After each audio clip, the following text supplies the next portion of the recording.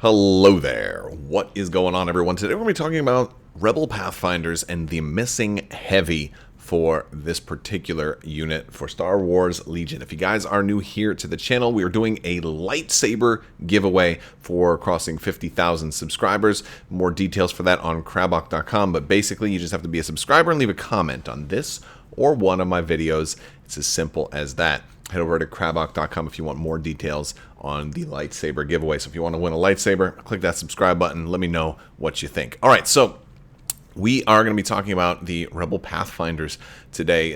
This is one of those strange types of units that kind of didn't fit the mold when it came out for Star Wars Legion, in that it was a Special Forces unit that only had 2 heavies. They're both uniques, and you didn't have a generic heavy. You didn't have a way to run 3 units of Rebel Pathfinders, each equipped with a heavy weapon. And so it was, really nobody runs, 3 Rebel Pathfinders. You really don't tend to run Rebel Pathfinders without a heavy. Now, I know that somebody in the comments right now is probably trying to say, well, actually, I run naked Pathfinders all the time. And if you do, then more power to you. But generally, one of the big reasons that, or one of the big takeaways with running a Special Forces unit is that those heavy weapons offer an extra bang for your buck. You're usually paying a little bit of a premium for a Special Forces unit in points costs. And the heavies kind of help make it more worthwhile, plus give you extra hit points on a unit that might be fairly fragile. I mean, it's already a 2 courage unit with lots of offensive and defensive surge. It's pretty tough to kill. It's a pretty tough to kill unit for the Rebels, especially if you give them duck and cover, some way to kind of generate and keep extra suppression such that they're rolling lots of extra defense dice. Even though they're white defense dice, they get some really cool stuff with that Danger Sense 3, which is just extra dice, man. Like I've seen them stop piercing attacks that were sure to kill them, and it's just if you've seen some of my battle reports, some of the frustrations I have trying to take out Rebel Pathfinder units. Also now, we've seen some errata in the past year or two that basically have been changing Rebel Pathfinders, making them cheaper and more desirable and better, and so on and so forth. Their equip config is now free. Their leaders that they do have, or their heavy weapons that they do have, now have 2 health instead of just the 1. So they've become certainly a more popular unit lately, and a lot of people are probably wondering, well, what if I wanted to run 3 of these? I don't have. Especially now that the heavies have 2 health each, it makes it even that much more of a penalty to even consider taking a 3rd. And what if you wanted to do a full Rogue One, kind of style build? It becomes trickier to find something else that's going to go in there. And so I want to talk about what might be some options. So I was actually watching Rogue One, and I thought, well, of course we've all seen Rogue One, but I was watching it again, and I thought to myself, I'm like, we've got Bistan and Pow, and they certainly get some screen time. They're certainly some of the most recognizable Pathfinders out there. They were mostly nameless, right? But I feel like there's quite a few, people that were a little bit recognizable in the group that we could kind of take, some sort of modeling sculpts after. I mean, a lot of the regular unnamed troops that we have in the Rebel Pathfinders are kind of based off of a lot of these basic appearances. But look, I mean, like the dude with the beard, for example, there's nobody that looks like him, right? And so, like, that would be a really good sculpt, like an inspiration, like big bearded guy. This guy got a lot of screen time, and so like that, if they're just looking for certain characters, there are definitely options. There's a lot of people on screen, although there are kind of all Vietnam War era kind of dressed. All of your Rebel Pathfinders have helmets on. And so that kind of makes a lot of them kind of blend together, but they all don't. None of them have that big beard. Well, I guess Bistan might kind of have a big beard. It's kind of tougher to kind of to see because he's got the whole scarf and the spacesuit thing kind of going on there. But when I was watching Rogue One again, I noticed this particular gentleman be actually called out by name as Melshi. He's actually Ruscott Melshi, and he's actually one of the leaders. He's one of the people that gets called out to kind of lead the group and to cause the distraction and to kind of start the ground war. And and he's actually called out by name twice. So yeah, I was thinking, well, here's a great candidate for like a third heavy. I mean, and that's assuming you're going to go with a third named heavy. You might not necessarily. Maybe you get a generic. Maybe the beard guy would be good for that. But maybe you want to do something different with these guys and have another named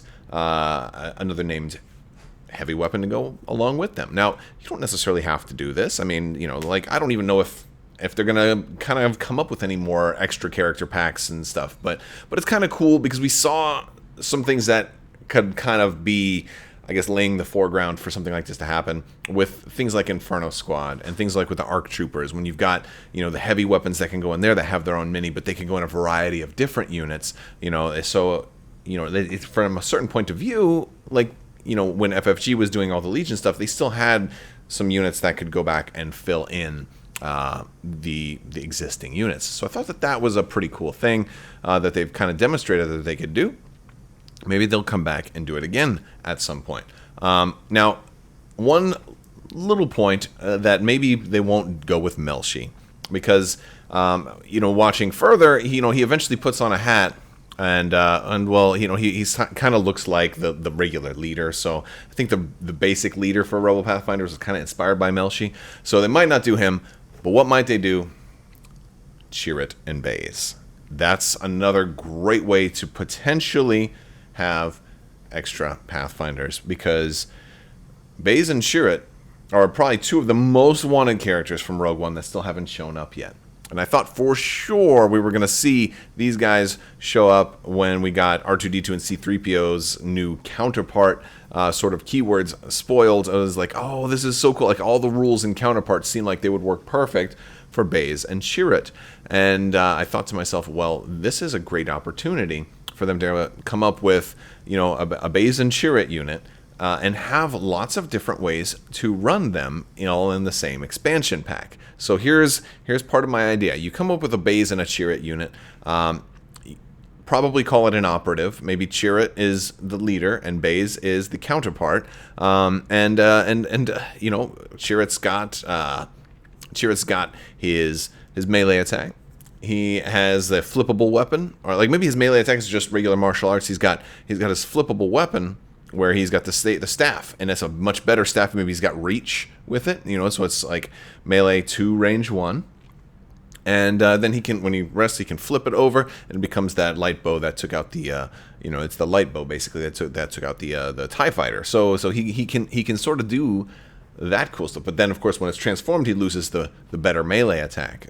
So I thought that would be really cool and a fun way to do him. Now Baze on the other hand, just complete nonsense bananas. I think Baze would be a very expensive counterpart. I'd love to see Baze have like a really heavy attack, like maybe a 5 dice attack, or maybe even a smaller attack, but it has some kind of keyword that lets it attack multiple times. We've seen certain weapons. Maybe Arsenal is cool, but we've also seen with well, actually, hold on. Let's talk about this a little bit because I think Baze could potentially be like a 50-point extra dude, and and he's kind of armored a little bit, so I think that's pretty cool. But what if they gave him?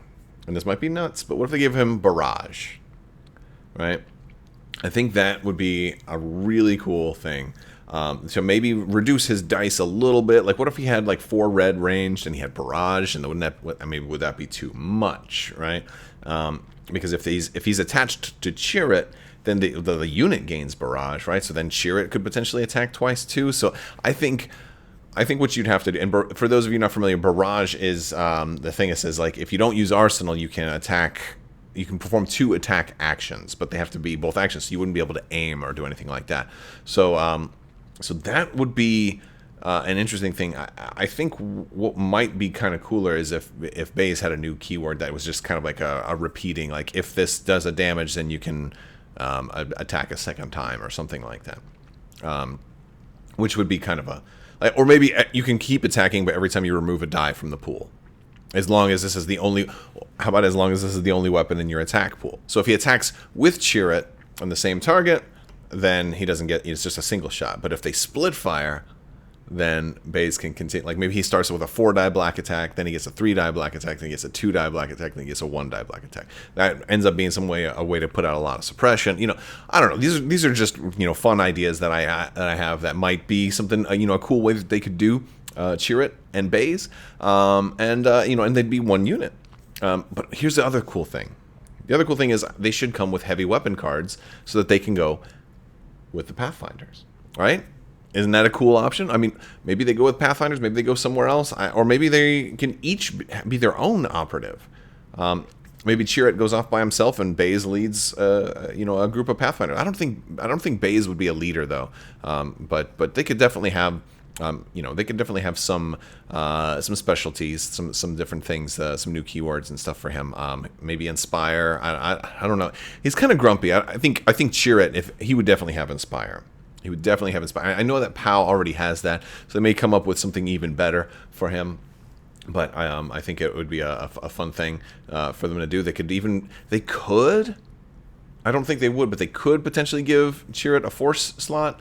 But maybe it's, or maybe it's just that he can take certain Force powers, but not like Force Choke or Force Push, and you know, like the more Jedi like powers. But there could be some, you know, there could be some certain Force powers that maybe he could take. I don't know what you guys think. You know, do you think that there's like Force Guidance or something like that? That maybe he could take? I could see him having Force Guidance. I don't know. It's like, well, so let me ask you this, because I played a lot of old Decipher card games when I was younger, and we had the Star Wars collectible card game. We had Cheer It, and I think, well, Cheer It wasn't in that, but I think if Cheer It were in that, he'd be like one of those ability 3 characters, like Force sensitive but not Force attuned, right? Like he was clearly one with the Force, and the Force was one with him.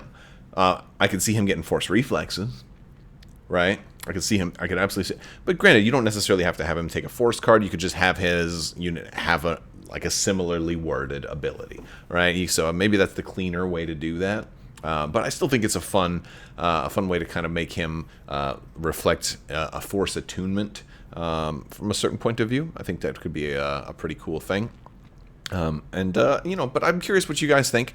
You know, what do you think of some of my thoughts for Pathfinders? Do you think would you rather see just a generic Pathfinder heavy, so that you can run, you know, all 3 generic Pathfinders and not run Power Bistan? You know, would it be cool? Here's another thought. Would it be cool if the Baze and Cheer It expansion, if they came out with again, they haven't announced this, I'm speculating, but wouldn't it be cool if they came out with a Baze and Cheer It expansion, and the Baze and Cheer It expansion also had new ways to run your POW and Bistan miniatures? Like you could run them as their own operatives, right? Since you already have the miniatures for them, presumably you have the Pathfinders already, right? Like what if it was new cards for those particular minis? I don't know. These are some thoughts. These are some things, different things that I think about. It's always, you know, it's always fun to kind of speculate a little bit, and but I want to hear you guys' thoughts. Be sure to, again, don't forget to enter to win that lightsaber giveaway. We've got that going on right now. Also, hop down into the comment section and check out some of the links we have down there. I'd love to have you join Discord. We have a great family-friendly Discord. The conversation keeps on going over there. I will talk to you guys later. I want to thank you all so much. Big thanks to my patrons. You guys are absolutely amazing, and I couldn't do this without your continued support. So thank you, patrons, so much. And always remember, if you're plucking your toenails, don't try to aim them right into your significant other's eyeballs, because that could end in disaster.